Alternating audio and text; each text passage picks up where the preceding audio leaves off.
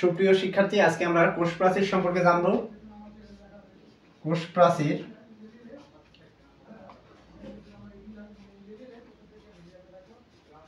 এর ইংরেজি হচ্ছে সেল ওয়াল।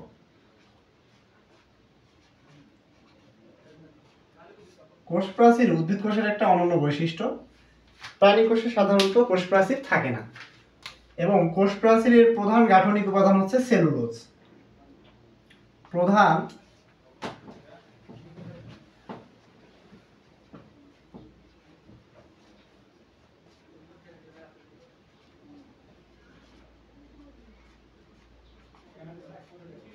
গাঠনিক উপাদান হচ্ছে সেলুলোজ।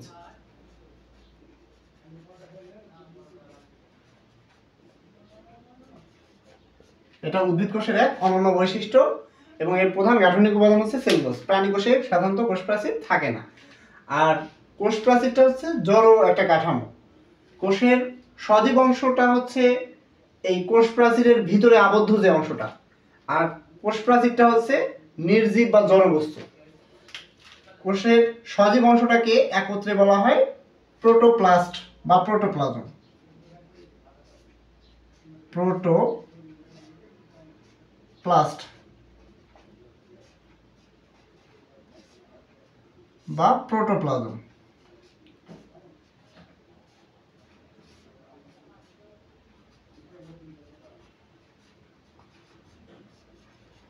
অর্থাৎ কোষ প্রাচীরের ভিতরের যে অংশটা সেটাকে বলা হচ্ছে প্রোটোপ্লাস্ট বা প্রোটোপ্লাজম, আর কোষ প্রাচীরটা হচ্ছে প্রোটোপ্লাজম বা প্রোটোপ্লাস্টের বাইরের অংশ, যেটা নির্জীব অংশ। আমরা জানি যে প্রাচীরের কাজটা কি হতে পারে। একটা বাড়ির চারপাশে যে প্রাচীর থাকে, এই প্রাচীরের কাজ হচ্ছে বাড়ির আকার আকৃতিটা কেমন হবে, বাড়ির নিরাপত্তার কাজ করা, এছাড়াও অন্যান্য সুরক্ষিত কাজে মূলত এই প্রাচীরটা ব্যবহৃত হয়। ঠিক কোষেরও সিমিলার, এই প্রাচীরটা সিমিলার কাজটাই করে থাকে। কোষ প্রাচীরের প্রধান কাজ হচ্ছে কোষের আকার আকৃতি বজায় রাখা এবং কোষকে বাইরের আঘাত থেকে, বাইরের বিভিন্ন ঘাত প্রতিঘাত থেকে রক্ষা করা, অর্থাৎ কোষকে নিরাপত্তা প্রদান করা এবং কোষের বিভিন্ন ক্ষতিকর এবং উপকারী যে বস্তুগুলো তাদের আদান প্রদান, অর্থাৎ কোষের বিভিন্ন রাসায়নিক পদার্থের যোগাযোগ রক্ষা করা হচ্ছে কোষ প্রাচীরের আরেকটি গুরুত্বপূর্ণ কাজ।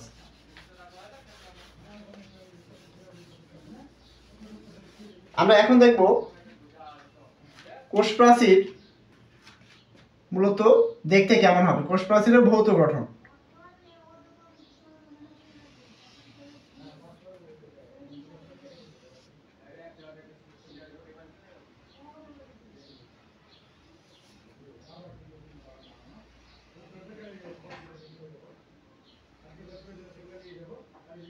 প্রাচীরের ভৌত গঠনের চিত্রটা আমরা এঁকে নিচ্ছি। প্রথমত ভিতরের যে পর্দাটা দেখা যাচ্ছে সেটা হচ্ছে মিডল ল্যামেলা বা মধ্য পর্দা। মিডল ল্যামেলা বা মধ্য পর্দার সৃষ্টি হয় শুরুতেই মূলত। এরপর কোষের যখন গৌণ বৃদ্ধি ঘটে তখন মধ্য পর্দা বা মিডল ল্যামেলার বাইরে আবার কিছু রাসায়নিক পদার্থ যেমন cellulose, hemicellulose, pectin, suberin, lignin, এই টাইপের পদার্থগুলো যখন এই মধ্য পর্দার উপরে জমা হইতে থাকে তখন একটা প্রাচীর তৈরি হয়, যেটাকে বলা হয় মধ্য পর্দার উপরের প্রাচীর বা প্রাথমিক প্রাচীর।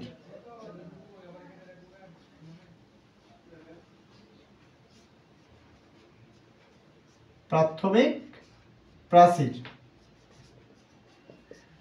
আর মাঝখানে যেটা, এটাকে বলা হয় মধ্য পর্দা।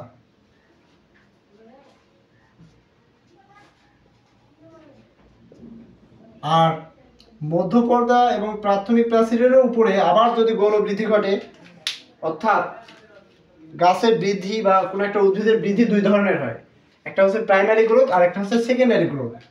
ধরলাম এটা একটা বীজ, বীজ থেকে একটা চারা অঙ্কুরিত হবে। এই একটা বীজ থেকে চারা অঙ্কুরিত হচ্ছে। তো এই চারাটা প্রথমে দৈর্ঘ্যে বৃদ্ধিপ্রাপ্ত হয়, অর্থাৎ লম্বায় বৃদ্ধি পায় গাছটা। তো দৈর্ঘ্যে যে বৃদ্ধি পাওয়া এটাকে বলা হয় প্রাইমারি গ্রোথ। প্রাইমারি গ্রোথ বা প্রাথমিক বৃদ্ধি, অর্থাৎ কোনো গাছ বা উদ্ভিদের দৈর্ঘ্যে বৃদ্ধি পাওয়ার ঘটনাটাকে বলা হয় প্রাইমারি গ্রোথ। আর এটা একই সময়ে কিছুদিন পর দেখা যাবে যে এটা মোটাও হচ্ছে, অর্থাৎ এর পার্শ্বটাও বৃদ্ধি পাচ্ছে, পরিপার্শ্বটাও বৃদ্ধি পাচ্ছে, অর্থাৎ এর প্রস্থেও বৃদ্ধি পাচ্ছে, এটাকে বলা হয় সেকেন্ডারি গ্রোথ।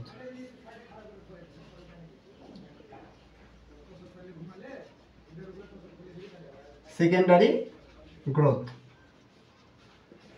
যখন একটা উদ্ভিদের সেকেন্ডারি গ্রোথ ঘটে, অর্থাৎ উদ্ভিদটা প্রস্থে মোটা হয় বা প্রস্থে বৃদ্ধিপ্রাপ্ত হয়, তখন মূলত এই প্রাথমিক প্রাচীরের উপরে যে রাসায়নিক পদার্থগুলোর কথা বলা হলো, lignin, pectin, suberin, chitin, cellulose, hemicellulose, এই রাসায়নিক পদার্থগুলো মধ্যপর্দার উপরের যে পর্দা প্রাথমিক প্রাচীর এর উপরে জমা হতে থাকে এবং একসময় এটা আরো বেশি পুরু সেকেন্ডারি প্রাচীর তৈরি করে। সেকেন্ডারি প্রাচীর তৈরি করে। এই হচ্ছে একটা কোষ প্রাচীরের ভৌত গঠন। তো একটা কোষ প্রাচীরের ভৌত গঠনে আমরা কি কি দেখি? প্রথমত মাঝখানে একটা মিডল ল্যামেলা বা মধ্যপর্দা থাকে। মধ্যপর্দার উপরে কিছু রাসায়নিক পদার্থ যেমন cellulose, hemicellulose, lignin, pectin, suberin এগুলো জমা হইতে থাকে এবং একটা মোটা স্তর তৈরি করে। এই মোটা স্তরটার নাম হচ্ছে প্রাথমিক প্রাচীর। এরপর গাছের যখন গৌণ বৃদ্ধি ঘটে বা সেকেন্ডারি গ্রোথ ঘটে, তখন এই মধ্যপর্দা এবং তার উপরে যে প্রাথমিক প্রাচীর আছে এর উপরে আরো কিছু রাসায়নিক পদার্থ জমা হইতে থাকে এবং সেগুলো জমা হইতে হইতে একটা গৌণ প্রাচীর বা সেকেন্ডারি প্রাচীর তৈরি করে ফেলে। তাহলে এই হচ্ছে তিনটা স্তর। এই তিন স্তরে কোষ প্রাচীর গঠিত হয়। আর কোষ প্রাচীরের মাঝখানে মাঝে মাঝে কিছু ছিদ্রপথ থাকে, যেমন এখানে একটা ছিদ্রপথ থাকতে পারে যেখানে শুধুমাত্র মিডল ল্যামেলা থাকবে, প্রাথমিক প্রাচীর এবং সেকেন্ডারি প্রাচীর থাকবে না। তো এই প্রাথমিক এবং সেকেন্ডারি প্রাচীর থাকবে না, শুধুমাত্র মধ্য পর্দা বা মিডল ল্যামেলা থাকবে। এই অঞ্চলটাকে বলা হয় হচ্ছে কূপ অঞ্চল।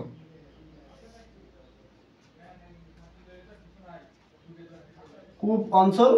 আর দুই পাশে যেহেতু কূপ আছে, কূপের ইংরেজি হচ্ছে পিট, এটাকে পিট পেয়ারও বলা হয়, যেহেতু জোড়া কূপ, এ পাশে এবং এ পাশে দুই পাশে কূপ আছে, এটাকে বলা হবে পিট পেয়ার। এই পিটের কাজ হচ্ছে এইখানে কিছু আণুবীক্ষণিক নালী আছে, এই আণুবীক্ষণিক নালীগুলোর নাম হচ্ছে প্লাজমোডেজমাটা।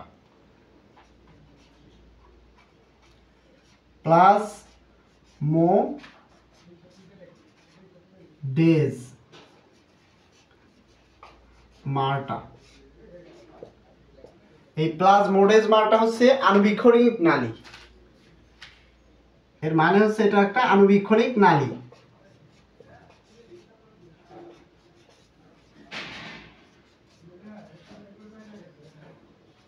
আণুবীক্ষণিক নালী পথেই মূলত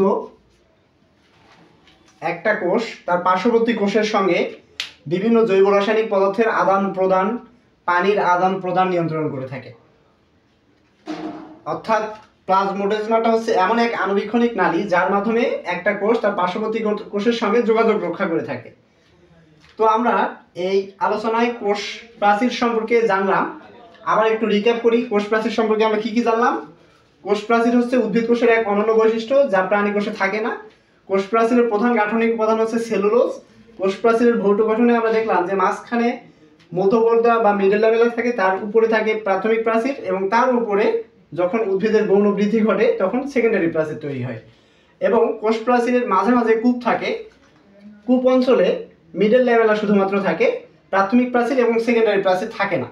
এবং এই কূপ অঞ্চলের মাঝখানে যে মিডল ল্যামেলা থাকে এর মধ্যে আবার আণুবীক্ষণিক নালী থাকে যেটার নাম হচ্ছে প্লাজমোডেজমাটা।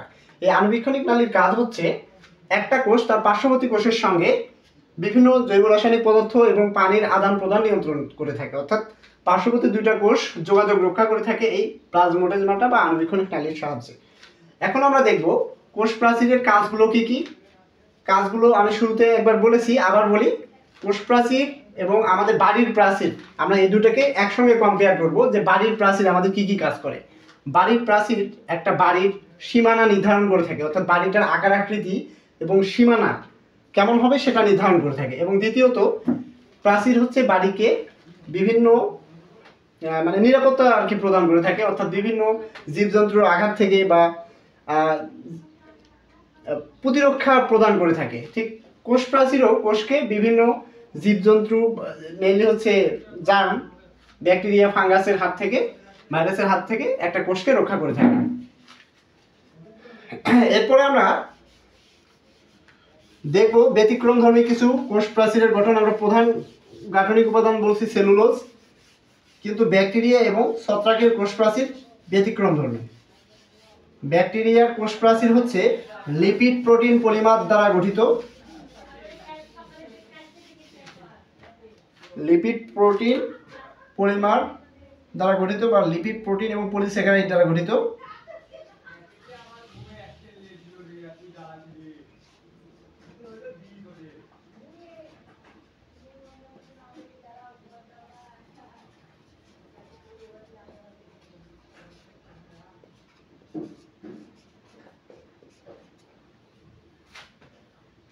লিপিড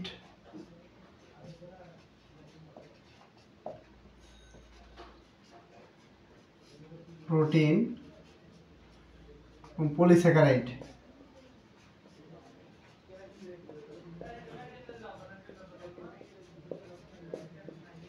এই তিনটা দ্বারা গঠিত। আর ছত্রাকের কোষ প্রাচীর কাইটিন দ্বারা গঠিত।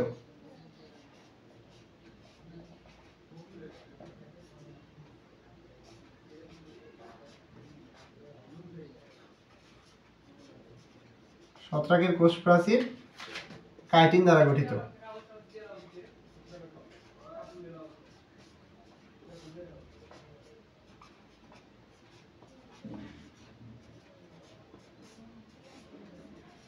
তাহলে এই ইনফরমেশনগুলো জানলে এখানে আশা করি এখান থেকে যে আসা প্রশ্নগুলো সবগুলোই পাওয়া সম্ভব হবে। তো কোষ প্রাচীরের ব্যতিক্রম গাঠনিক উপাদান হচ্ছে ব্যাকটেরিয়া এবং ছত্রাক। আমরা জানি উদ্ভিদের কোষ প্রাচীর সেলুলোজ দ্বারা গঠিত, ব্যাকটেরিয়ার কোষ প্রাচীর হচ্ছে লিপিড প্রোটিন পলিস্যাকারাইড দ্বারা গঠিত এবং ছত্রাকের কোষ প্রাচীর কাইটিন দ্বারা গঠিত। এবার আমরা দেখব পরবর্তী টপিক। আমরা একটু আগে দেখেছি প্রোটোপ্লাস্ট বা প্রোটোপ্লাজম। আমরা এখন প্রোটোপ্লাজম সম্পর্কে জানব।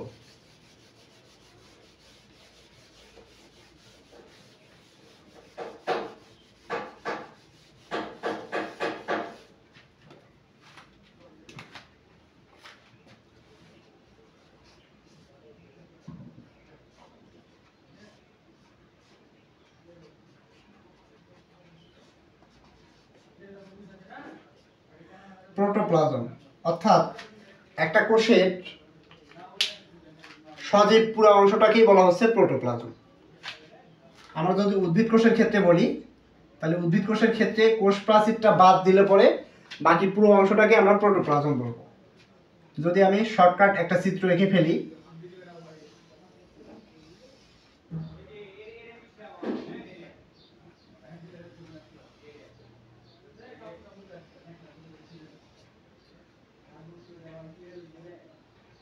এই কোষের মাঝখানে থাকবে কেন্দ্রিকা বা নিউক্লিয়াস এবং সাইটোপ্লাজম থাকবে।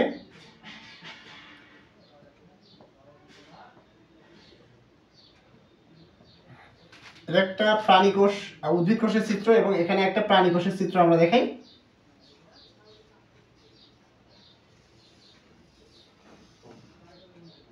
মাঝখানে একটা কেন্দ্রিকা বা নিউক্লিয়াস থাকবে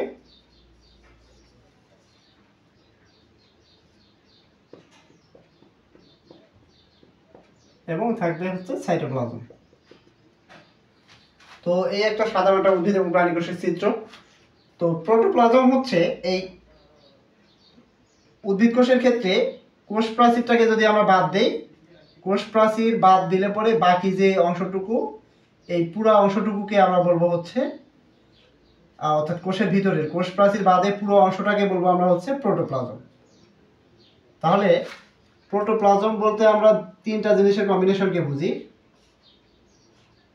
প্রোটোপ্লাজম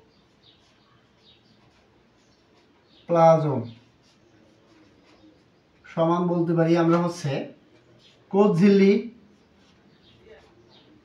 কোষঝিল্লি নিজেও একটা প্রোটোপ্লাজমের অংশ। কোষঝিল্লি প্লাস সাইটোপ্লাজম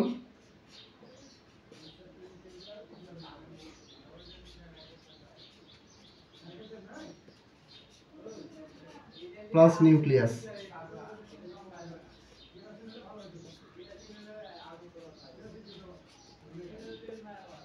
অর্থাৎ আমরা দেখেছি যে এটা হলো নিউক্লিয়াস,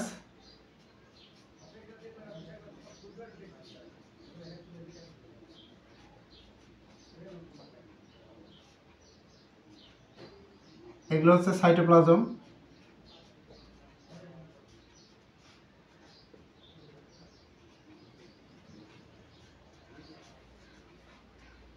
তো এই জিনিসগুলো হচ্ছে সাইটোপ্লাজম। আর এই যে এটা হচ্ছে কোষঝিল্লি,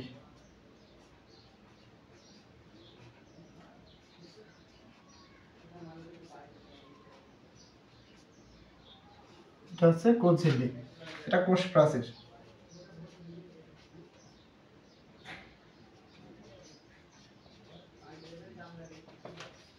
তো প্রোটোপ্লাজম বলতে আমরা বোঝাচ্ছি যে কোষ প্রাচীর বাদে প্রাণী কোষে যেহেতু কোষ প্রাচীর থাকেই না, তার মানে প্রাণী কোষের পুরোটাই হচ্ছে প্রোটোপ্লাজম। আর উদ্ভিদ কোষের ক্ষেত্রে কোষ প্রাচীরটা বাদ দিলে কোষের যে বাকি অংশগুলো থাকে যেমন কোষঝিল্লি, নিউক্লিয়াস এবং সাইটোপ্লাজম, এগুলোর কম্বিনেশন হচ্ছে প্রোটোপ্লাজম। সবগুলোর সমষ্টি হচ্ছে প্রোটোপ্লাজম। তাহলে আমরা আশা করি প্রোটোপ্লাজম বুঝতে পারছি। প্রোটোপ্লাজমের সংজ্ঞা বলি তাহলে, কোষের ভিতরে যে অধঃস্থ থকথকে জেলির মতো বস্তুগুলো থাকে এগুলোকে বলা হচ্ছে প্রোটোপ্লাজম। আর প্রোটোপ্লাজমের মধ্যে যে তিনটা জিনিস থাকে এগুলো এখন আমরা আলাদাভাবে ইন্ডিভিজুয়ালি দেখব, যে কোষঝিল্লি কি এবং সাইটোপ্লাজম কি।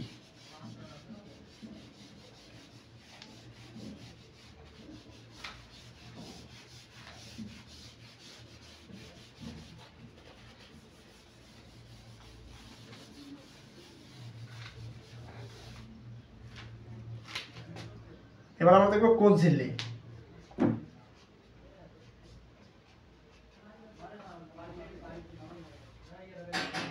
তো কোষঝিল্লি বা ইংরেজি হচ্ছে সেল মেমব্রেন।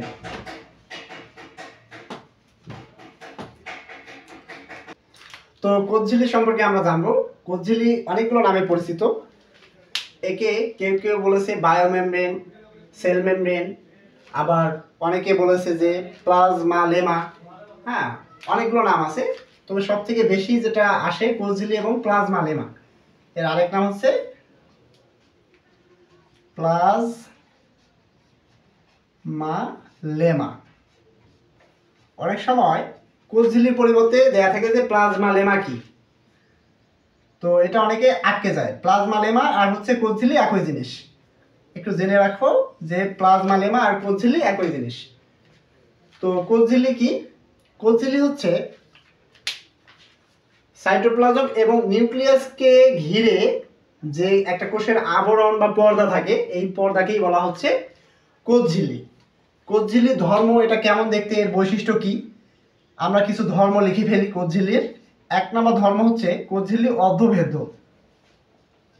অর্ধভেদ্য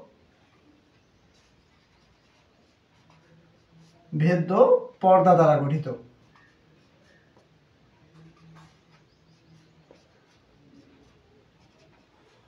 অর্ধভেদ্য পর্দা মানে হচ্ছে এমন একটা পর্দা যার মাধ্যমে শুধু দ্রাবকগুলো চলাচল করতে পারে কিন্তু কোনো দ্রব্য চলাচল করতে পারে না, এইরকম একটা পর্দাকে বলা হয় অর্ধভেদ্য পর্দা। এই অর্ধভেদ্য পর্দা দ্বারা কোষঝিল্লি গঠিত। এরপর কোষঝিল্লির প্রধান গাঠনিক উপাদান হিসেবে আমরা ধরবো lipid protein polymer. Lipid protein polymer দ্বারা গঠিত।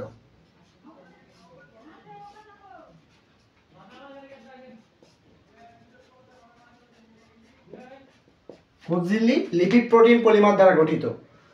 কোষঝিল্লির ভিতরে আমরা কোষঝিল্লির যদি একটা চিত্র এঁকে দেখাই, কোষঝিল্লি দেখতে এরকম হবে।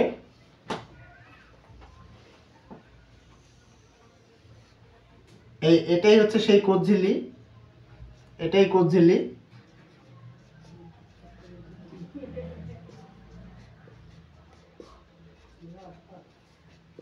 আর এই কোষ ঝিল্লির উপরে যে ভাঁজগুলো ভিতরে প্রক্ষেপিত হয়ে ভিতরে দিকে ঢুকে গেছে, এই ভাঁজগুলোকে বলা হচ্ছে মাইক্রোভিলাই। মাইক্রোভিলাই।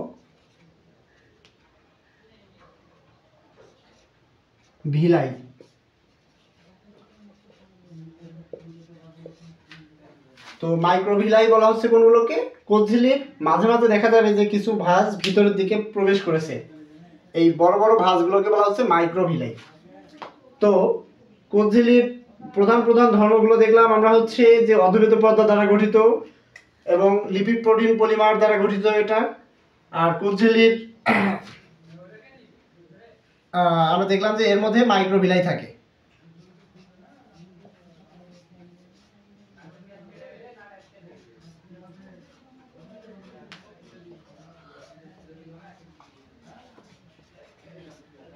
তো এই ধর্মগুলো জানলেই হবে।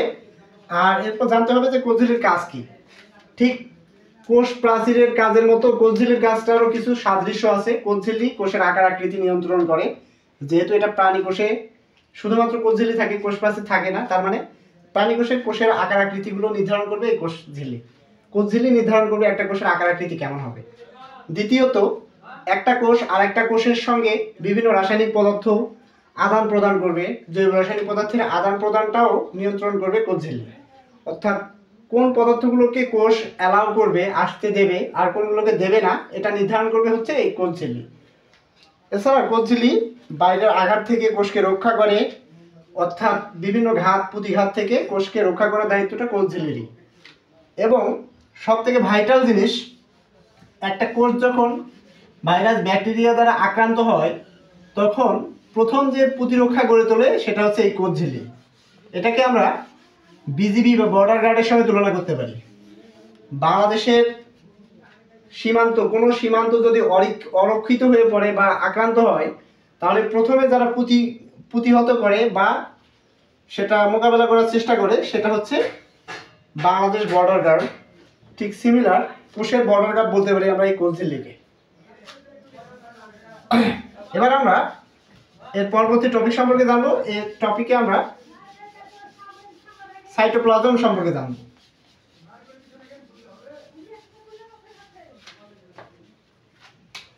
সাইটোপ্লাজম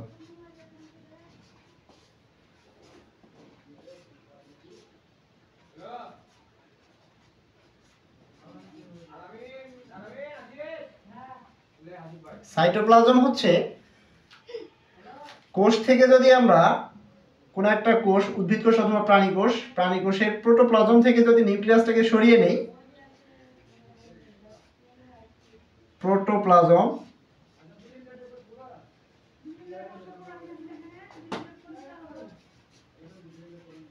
প্রোটোপ্লাজম থেকে যদি নিউক্লিয়াসটাকে সরিয়ে নেই,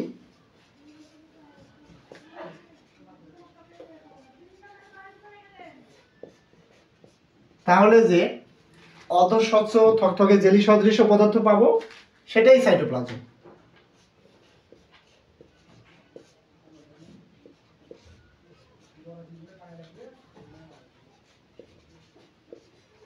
অর্থাৎ আমি এটা ম্যাথমেটিক্যালি দেখালাম, এখানে তো যোগ বিয়োগের প্রশ্ন আসে না।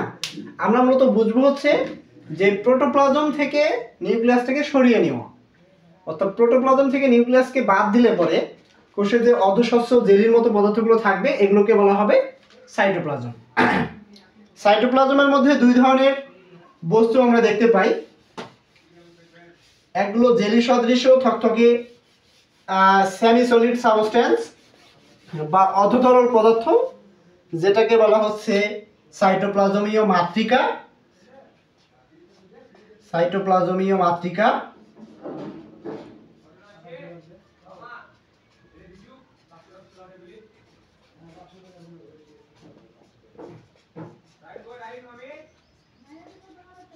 বা একে বলা হয় সাইটোসল।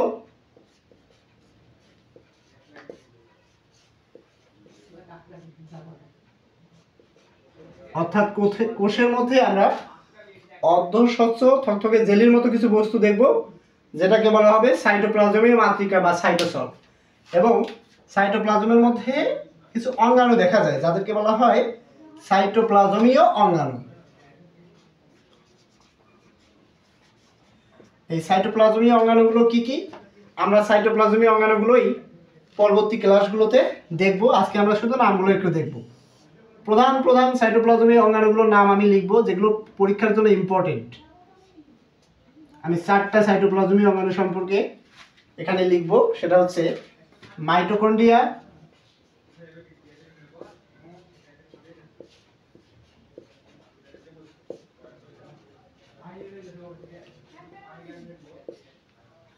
প্লাস্টিড যেটা উদ্ভিদ কোষের অন্যতম বৈশিষ্ট্য, প্রাণী কোষে থাকবে না। এরপর সেন্ট্রিওল,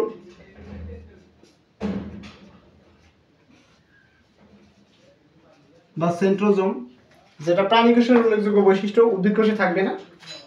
এবং গোলজি বডি।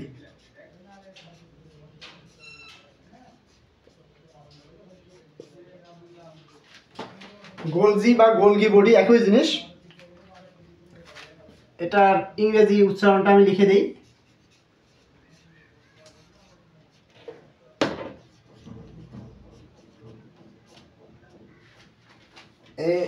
এটা নিয়ে অনেকেরই গোলজি না গোলগি এগুলো নিয়ে মারামারি হয়, এই জন্য আমি লিখে দিলাম যে গোলগি বডি বা গোলজি বডি একই জিনিস। তো এই 4টা হচ্ছে প্রধান সাইটোপ্লাজমীয় অঙ্গাণু। এছাড়াও আরও অন্যান্য অনেক উল্লেখযোগ্য সাইটোপ্লাজমীয় অঙ্গাণু থাকবে, যেমন রাইবোজোম, লাইসোজোম, এরপর কোষ গহ্বর, এছাড়াও এন্ডোপ্লাজমিক রেটিকুলাম, সেটা মসৃণ অমসৃণ, এ ধরনের আরও অসংখ্য সাইটোপ্লাজমীয় অঙ্গাণু আমরা দেখতে পারবো। তার মধ্যে উল্লেখযোগ্য হচ্ছে মাইটোকন্ড্রিয়া, প্লাস্টিড, সেন্ট্রিওল এবং গোলজি বডি। এগুলো মূলত তোমাদের এসএসসি পরীক্ষার জন্য বেশি ইম্পর্টেন্ট, পরীক্ষায় এর বাইরে প্রশ্ন হবে না। তো আজকে এ পর্যন্তই। সাইটোপ্লাজম কি এবং সাইটোপ্লাজমের মধ্যে আমরা সাইটোপ্লাজমের মাতৃকা এবং সাইটোসোল সম্পর্কে জানলাম, একই সঙ্গে সাইটোপ্লাজমীয় অঙ্গাণুগুলো সম্পর্কে জানলাম।